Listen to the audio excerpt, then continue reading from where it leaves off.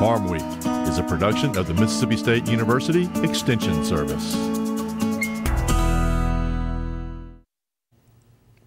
Today on Farm Week, corn and soybeans are stealing 2012 acreage from cotton in the United States and Mississippi. Birdsong Peanuts is asking Mississippi for a $1 million grant to expand its Aberdeen facility. In Southern gardening, winter will still be hanging around for a while, but will whet your appetite for spring color. In the markets, a big week of soybean sales to China, as chicken consumption is forecast to really jump after this year. In the feature segment, we'll review the year 2011 in Mississippi agriculture. Tornadoes and floods threatened Mississippians last year. It was a year of firsts, including the election of the first woman commissioner of agriculture in Mississippi. I owe you so much gratitude for supporting me throughout the years in my Senate initiatives, and then now as I go into serving the office of Commissioner of Agriculture and Commerce of this great state.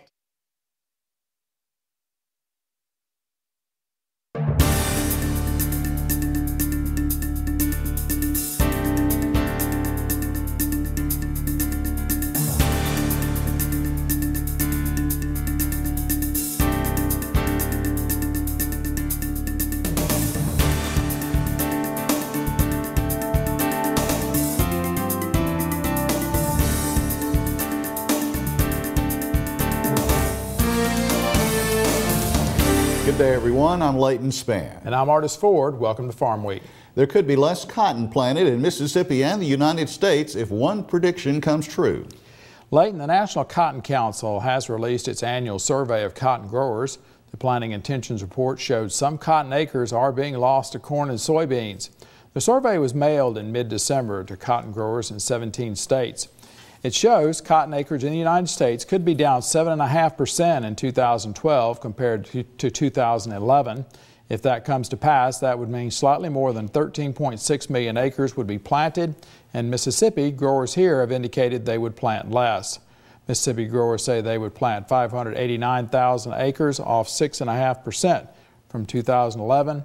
If that occurs, that means Mississippi's cotton acres would slip backwards after increasing in 2010 and 2011.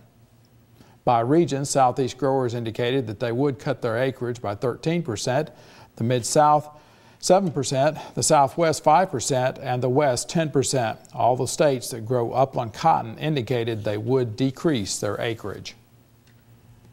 A peanut company with a buying point in Aberdeen, Mississippi is asking for another $1 million grant from the state of Mississippi to expand its present facility. The Mississippi Development Authority, however, characterized it as being cool to the proposal. The Clarion Ledger newspaper says Birdsong Peanuts of Virginia made the request Monday to Mississippi legislators. Birdsong made another $1 million request, which the state granted when it moved to Aberdeen back in 2008. The Mississippi Development Authority said it liked Birdsong, but the expansion would not result in any more jobs. The MDA said 2 other peanut companies are considering moving into Mississippi and that it didn't want to play favorites. Birdsong presently employs 5 full-time and 30 seasonal workers at its Aberdeen facility. Birdsong said it must expand further before it could build a planned peanut shelling plant in the Mississippi Delta. The Virginia-based company said peanut production has to increase in Mississippi and Arkansas to justify a shelling plant, and expansion of the Aberdeen facility is part of that plan. Well, even though it will be a while before winter's grip is eased, there is hope for garden color on the way. In this week's Southern Gardening segment, Extension horticulturist Dr. Gary Bachman shows us that commercial growers are producing plants to add spring color to your landscape.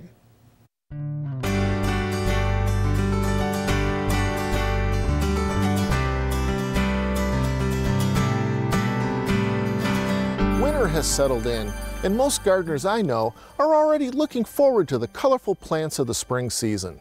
Today I'm at JDS Nursery in Loosedale, where they're growing some of my favorite spring colors. An old standby is the Sonnet Snapdragon. With colorful flower spikes available in a kaleidoscope of colors, it's easy to see why Sonnet Snapdragons are so popular. Flower colors include orange, scarlet, pink, white, and yellow. Rocket snapdragons are great for cut flowers and have a rich cinnamon fragrance. So where did snapdragon get its name? Kids always love seeing the dragon that lives in the flower. Hello, my name is Bachman the snapdragon. Nemesia is a colorful annual native to South Africa that is related to snapdragon. The colorful flowers are up to 1 inch in diameter, and the interior is bearded like an iris. Bluebird is an old standby variety with bright blue flowers and a white and yellow throat. The newer Juicy Fruit series can put on a colorful flower display. With delicious sounding names like papaya, kumquat, and watermelon, the flower colors are almost gaudy. Another snapdragon-like favorite is Diacia, which is vigorous and cold tolerant. This plant is commonly called twin spur due to descending spurs on the back of the flower. Wink garnet is a bright magenta red, while whisper pumpkin is a glowing pumpkin orange. Diacia are cheerful plants and especially well suited for combination containers. These colorful plants will create interest for the cool days of the spring season and can be a lot of fun. I'm Gary Bachman for Southern Gardening. Gary says try growing something new this year that you've never grown before. You'll learn something even if it fails. Well, in the feature segment, we'll review the year 2011 in Mississippi agriculture. It was a year of weather and yield extremes. Time now for the markets with Leighton. And Leighton, you say fuel prices continue to rise. That's right. Latest statistics, diesel prices up for the 3rd straight week. No doubt fuel will be a higher input cost for spring planting this year. Also this week, a nice rebound is forecast for chicken consumption in the U.S. Some big U.S. soybean sales to China are announced, while a noted cotton acreage forecast is higher than some had expected. The government this week released a very optimistic projection for Mississippi's #1 ag commodity. The USDA says per capita consumption of chicken across the nation will rebound for the rest of this decade once we get past the slump in production this year. According to this report, U.S. per capita consumption of chicken will be close to 106 pounds by the year 2021. That's only about 1 pound less than projected red meat consumption. As for the other white meat, pork, at least one analyst thinks 2012 looks good for the hog sector. Joe Kern says U.S. hogs are competitive on the world market, especially in Asia. That, he says, generates good revenue for pork producers. Kearns told Brownfield Ag News the U.S. planting season will determine whether or not there's enough corn to keep input prices moderate for livestock farmers. McDonald's put hogs in the headlines back on Monday the 13th. The fast food giant announced it will work with U.S. pork suppliers to phase out the use of gestation crates. The food chain said the metal crates that are often used to confine mother sows while they raise piglets are, quote, not a sustainable production system for the future. McDonald's says it will be working with its suppliers of ham, sausage, and bacon to put a timeline on the phase-out of gestation crates nationwide. Well, to transition us into the row crop section of the markets, here's a trivia quiz to think about. How many farms grow rice in Mississippi? Is the answer 173, 288, 341, or 506? You'll find out in a few more minutes. We're going to pause for a short break on Farm Week. Coming up, we'll look at the calendar in the second part of the markets. Leighton Spann reports on soybean sales to China, cotton prices, and a possible shakeup in the wheat market. In the feature segment today, we'll review 2011 in Mississippi agriculture, see what you can remember or what you've forgotten.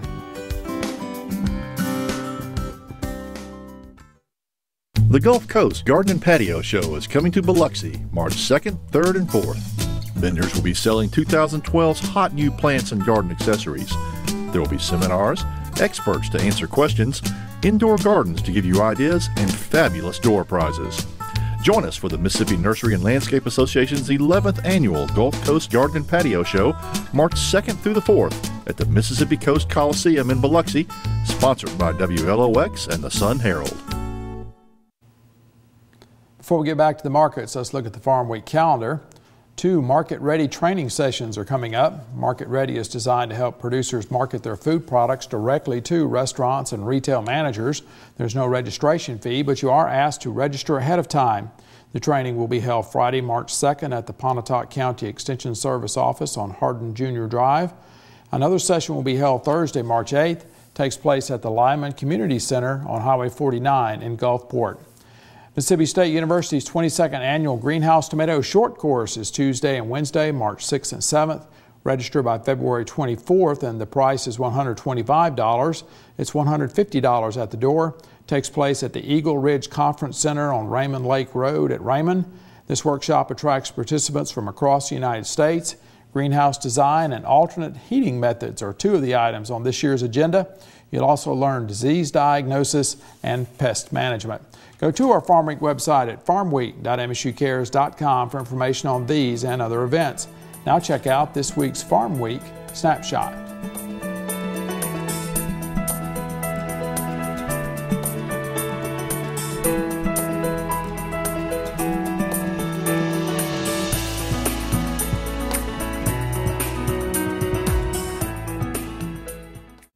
Some positive developments for the soybean sector this week. Early on, futures ended at their highest point in nearly 4 months. And for 3 days in a row, there was a big sale of U.S. beans. China, for example, picked up 116,000 tons of old crop on Wednesday. Also this week, a group of 35 Chinese soybean buyers met with U.S. bean industry officials out in Iowa. 18 contracts were signed declaring intentions to buy U.S. soybeans in the coming marketing year. We turn now to cotton. A Thursday morning report showed U.S. weekly export sales at a 4-week high. We are about a week out now from a hard break, though, in the cotton market that happened February 9th. Some analysts think that farther out, market opportunities could improve if dry conditions in Texas and Georgia persist. Extension Ag economist John Michael Riley joined me in studio Thursday morning to discuss more about cotton. John Michael, how would you characterize those recent supply-demand figures for cotton? Well, if you look at what the market did, you can notice it's a bit of a bearish report. They bumped up U.S. ending stocks by 100,000 bales, now currently at 3.8 million for U.S. cotton carryover. World supplies were bumped up almost 2.5 million bales, largely due to some reductions in consumption across the globe. So both of those collectively put some pressure on cotton prices that day. Since then, they've steadied out and maybe even moved slightly higher as some exchange rate, favorable moves in the exchange rate, along with favorable news coming through from the global and the domestic economy. So, but the report, I think, could be characterized as a bit bearish. All right, also in the last 7 to 10 days, we've had kind of an annual set of numbers that people look for, the National Cotton Council's cotton acreage estimate of what may be happening this spring. How did that come out? Well, the Cotton Council is looking for acreage to be mostly on par with where we were at last year. Only about a 0.5% reduction in total acres planted to cotton. 13.63 million acres projected to be planted from Cotton Council. That's almost 98% of those acres are going to be going to upland. So Cotton Council is not looking for a real big reduction in acres. If you go back to USDA baseline numbers, which were put out toward the end of 2011, they are looking for 12 million acres of cotton this year, so a little bit higher than that baseline number from USDA. All right, and this is Thursday morning. I know every Thursday we kind of get a weekly export sales report, but how have those been running the last few weeks? Well, the exports for all of our ag commodities, cotton included, were the silver lining in 2010 and 2011. The dollar has strengthened over the past 6 months of the year, so our exports for cotton included have come off a little bit. They've probably not been as resilient as they were in 2010 and early 2011, but for the most part, we are still shipping quite a bit of cotton overseas. And final question: if dry conditions persist in certain areas of the belt like Texas and Georgia, how could that impact the market? Huge impacts. Even though the Cotton Council is calling for steady acreage, that's definitely going to be something that those situations haven't changed. Moving over to the wheat market, export demand is said to remain pretty slow there due to very large available world supply. However, some see indications of a possible shakeup soon. Some traders are even wondering if there's a danger of Russia, Ukraine, and Kazakhstan coming together and suspending wheat exports. Analyst Aaron Newsom says he thinks that is a possibility. You know, there's been a lot of talk recently about export duties, and certainly that seems to be gaining momentum. We haven't really seen the market explode like it's a done deal. but certainly it has the market's attention. We've seen the carry in the March future spreads, the Chicago future spreads weaken, and that's indicating commercial traders are getting more concerned, and that's a good sign that something may be coming. Well, what was your answer to our question, how many farms grow rice in Mississippi? Well, if you said C, you are correct. There are 341. In the feature segment today, we look back at the year 2011 in Mississippi agriculture. For the second year in a row, Mississippi farmers set a new record for farm production value. 2011 will also be remembered for the tornadoes that struck the state in April. It was a year of extremes. April 27th will be indelibly stamped on the memories of Mississippi and other southern states hit by the 2011 super tornado outbreak. More than 320 people died, 37 in Mississippi. 22 of those were killed in the town of Smithville, Mississippi. All in all, lives were lost in 12 Mississippi counties that day. Earlier that month, on April 15th, a Leakesville woman also lost her life to a tornado. Weather was also the focus of another major story in 2011. In early May, the Mississippi River flooded due to melting snow and rain. The river levels surpassed the record set in 1927 at Natchez and Vicksburg. It's estimated the flow rate at Vicksburg exceeded that of the 27 flood as well. The Mississippi River levee system was tested to its limits.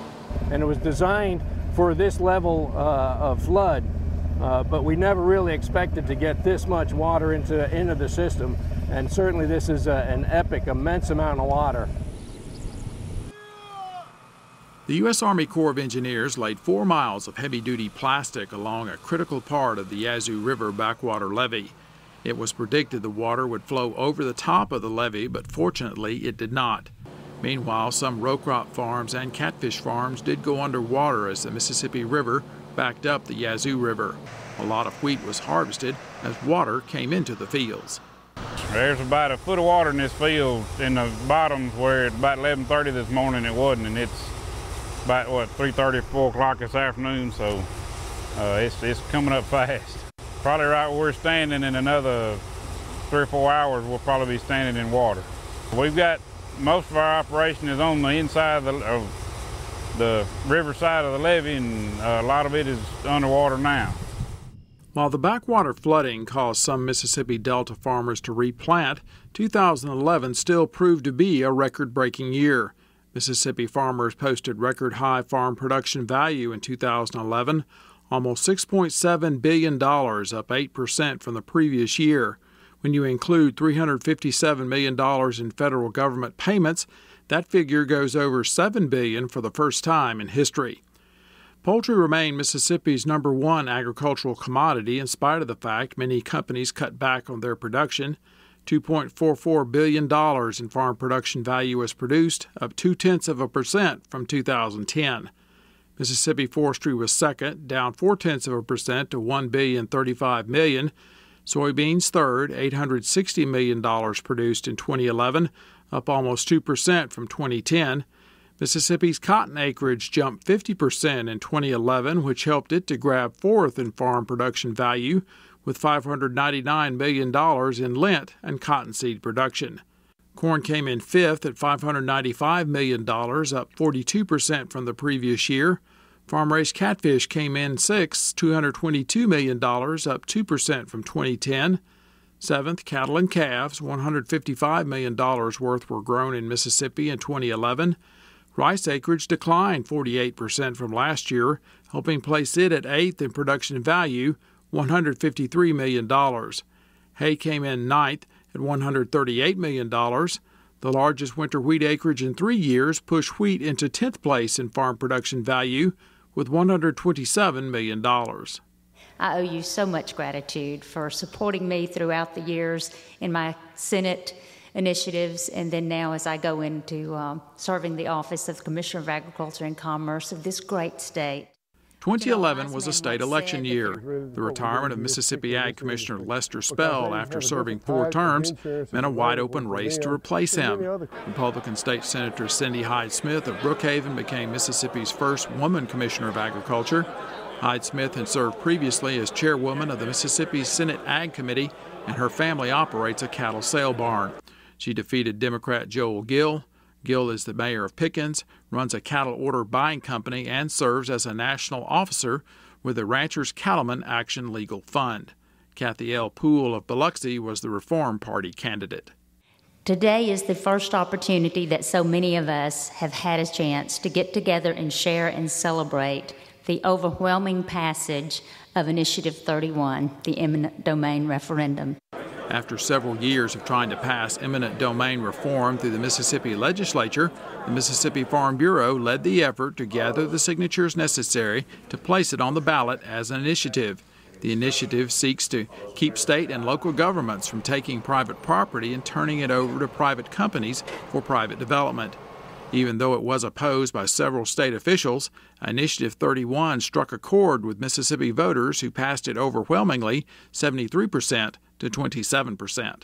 It goes so much further than just the initiative and Initiative 31 and protecting private property rights. I think it just makes a huge statement to everyone out there how strong our numbers are and how strong the rural vote and the ag vote in the rural community is. You know, even the governor-elect came out and said, you know, I really didn't realize how strong Farm Bureau was and how strong the rural and ag vote was in this state. The decline in Mississippi's catfish pond acreage was illustrated clearly in February when processors of farm-raised catfish announced they would either lay off employees or cut back on their hours. Processing plants normally buy a lot of catfish in the early part of the year, preparing for the season of Lent prior to Easter. Farmers did not have enough fish left in their ponds to keep processors going until the spring wave of new crop catfish was ready to seine in June. Mississippi catfish pond acreage dropped 8% in 2011 to 51,200 acres. Competition from foreign imports and the high price of corn and soybeans are blamed for the decline. In September, Mississippi's abundant supplies of softwood fiber attracted another second-generation biofuel producer to the state. The wood fiber, along with $100 million in incentives from the state of Mississippi, convinced HCL Clean Tech to locate here. The company plans to spend $1 billion to build 5 facilities in Mississippi in the next 8 years. They will be located in Olive Branch, Grenada, Boonville, Natchez, and Hattiesburg. The cattle herd in Mississippi multiplied in 2011. The number of all cattle and calves moved up 50,000 to 950,000. That's a 5% increase. Looking at row crop acreage in Mississippi in 2011, soybeans came in first with just over 1.8 million acres planted. The state's farmers harvested a total crop of 70.2 million bushels with a statewide average yield of 39 bushels per acre. 810,000 acres of corn were planted in Mississippi in 2011. A total crop of almost 95 million bushels was harvested, the third largest crop on record. 630,000 acres of cotton were planted in Mississippi in 2011, up 50% from the year before. The state average yield was 968 pounds per acre, the third highest on record. Mississippi farmers planted 360,000 acres of wheat. They harvested more than 21 million bushels with a state average record yield of 64 bushels per acre. Mississippi rice acreage was off 48%, down to 160,000 acres. Consequently, the total crop was off 48% at almost 11 million hundredweight. Mississippi sweet potato farmers harvested their largest crop in modern times, more than 4.1 million hundredweight. The yield was a record 181 hundredweight per acre. Planted acreage was another modern times record, 24,000. More potatoes, however, meant lower prices with a production value off 10%. Mississippi peanut acreage dropped 4,000 to 15,000 acres. 4,000 pounds were harvested per acre, a new state average record. This yield combined with higher peanut prices offset the reduced acreage.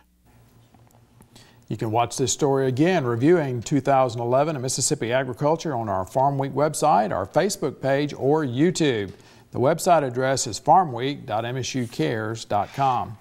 And so, Leighton, I was thinking back, weather-wise last year, we had snow, I don't know if you remember, in early January. It was a winter to remember. In northeast Mississippi, we had snow, some pretty cool weather. Then come spring, got warm on us. We were beginning to get concerned in June. But then once again, as we seem to have done here in recent years, we got that rain in July and August and managed to bring through great yields. Definitely. On our crops. So, and then a good fall. We had a good fall again, unlike 2009. Everybody still smarts when you start thinking about rain in the fall. But as you look back on it, it was quite a year. And of course, we lost all those people. And you know, in the tornadoes. And once again, I'm sure once that weather kicks in this year, we'll all be looking to keep a track of what's happening with the warnings and the watches. For sure. Well, we are at the end of Farm Week for this week. On our next show, have you ever wondered what a goat looks like that's worth $100 per pound? You'll find out as we review the 2012 Dixie National Sale of Junior Champions. The 2012 sale set a new record for winning bids, almost $300,000. 34 scholarships worth more than $51,000 were awarded. In Southern Gardening, it's time for the Garden and Patio shows in Biloxi and Jackson. We'll have a preview. And if you'd like further information on Farm Week story, get in touch with us. That's Farm Week. You can get us on Facebook, you can get us on YouTube. If you want to write to us, our mailing address, Box 9625, Mississippi State, Mississippi 39762. That's Box 9625, Mississippi State, Mississippi 39762. Well, for the rest of the Farm Week crew, I'm Artis Ford. And I'm Leighton Spann. Thanks for watching. We'll see you next week.